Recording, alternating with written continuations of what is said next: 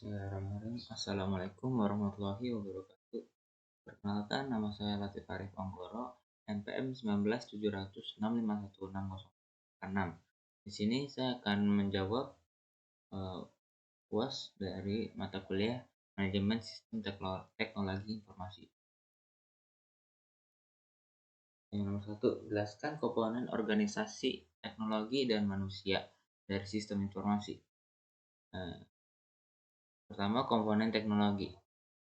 Komponen teknologi adalah alat dalam sistem informasi yang teknologi digunakan dalam menerima input, menjalankan model, menyimpan dan mengakses data, menghasilkan dan mengirim output, serta memantau pengendalian sistem.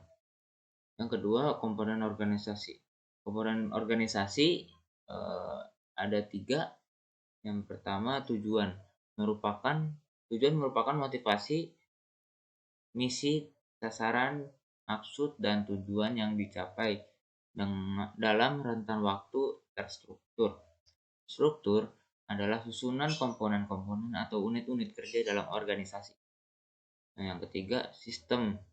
Sistem adalah setiap organisasi baik formal maupun informal akan menganut suatu sistem yang mengatur bagaimana cara organisasi mencapai tujuannya. Selanjutnya, komponen manusia. Komponen manusia adalah semua pihak yang bertanggung jawab dalam pengembalian sistem informasi, memproses, dan penggunaan keluaran sistem informasi. Nomor 2, jelaskan bagaimana organisasi dapat menggunakan sistem informasi untuk kepentingan kompetitif. Organisasi dapat menggunakan sistem informasi untuk kepentingan kompetitif karena sistem informasi dapat membantu bisnis untuk mencapai keunggulan kompetitif. Dalam sistem informasi memungkinkan perusahaan memiliki akses terhadap sumber daya khusus yang tidak dimiliki perusahaan lain, atau mereka mampu menggunakan sumber daya yang tersedia dengan lebih efisien, biasanya karena pengetahuan dan aset informasi yang superior. Nomor 3, jelaskan bagaimana sistem informasi dapat mendukung proses pengembalian keputusan dalam suatu organisasi.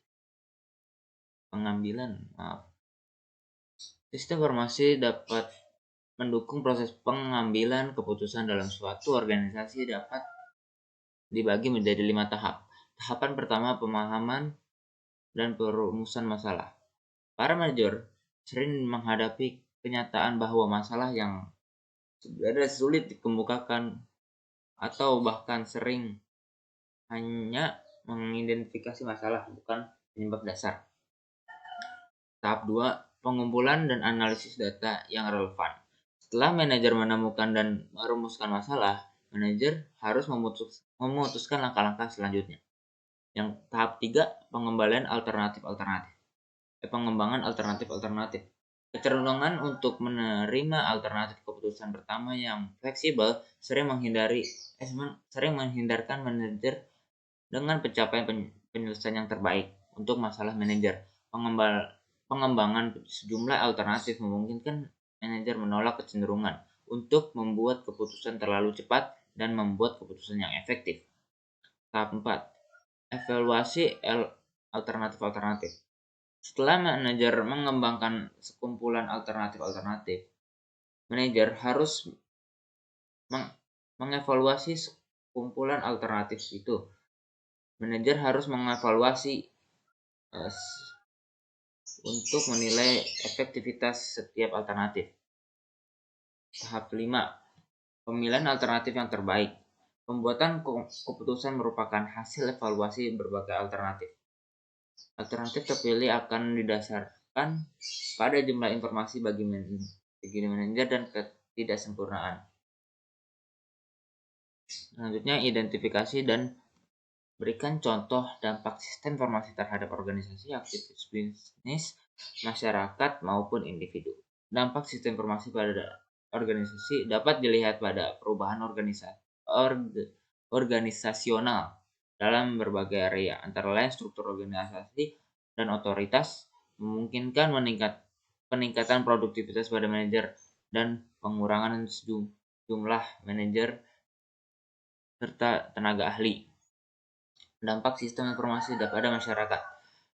Peluang bagi orang yang memiliki keterbatasan integrasi berbagai teknologi kecerdasan tiruan seperti pengenalan suara dan penglihatan ke dalam komputer, terutama ke dalam sistem informasi berbasis web, dapat diciptakan peluang pekerjaan baru bagi orang-orang yang memiliki keterbatasan. Dampak sistem informasi pada individu. Dampak dehumanisasi dan psikologi. Banyak orang merasa kehilangan identitas atau dehumanisasi akibat komputerisasi, karena komputer mengurangi atau meniadakan elemen manusia yang hadir dalam sistem yang tidak terkomputerasi. Hal tersebut menimbulkan pengaruh isolasi yang besar bagi individu yang akan berkembang pada psikolog individu yang merasa kesepian dan depresi. Web juga menyebabkan web edik pada individu sehingga mengabaikan aktivitas sosial individu. Dampak sistem informasi pada bisnis. Dampak terlihat yang terlihat jelas adalah lebih mudah dalam pemasaran produk. Berikan contoh pengaplikasian konsep dasar basis data dan prinsip pemrograman untuk pengembangan sistem aplikasi.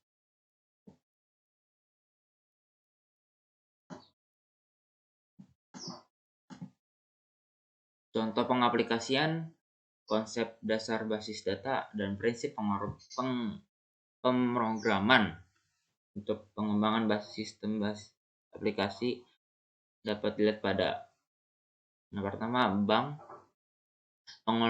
pengelolaan data nasabah, akunting, semua transaksi perbankan. Bandara, pengelolaan data reservasi dan penjadwalan.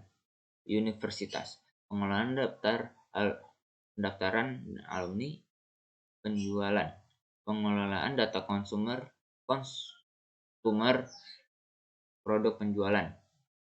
Pabrik, pengelolaan data produksi persediaan barang, pemesanan, agen.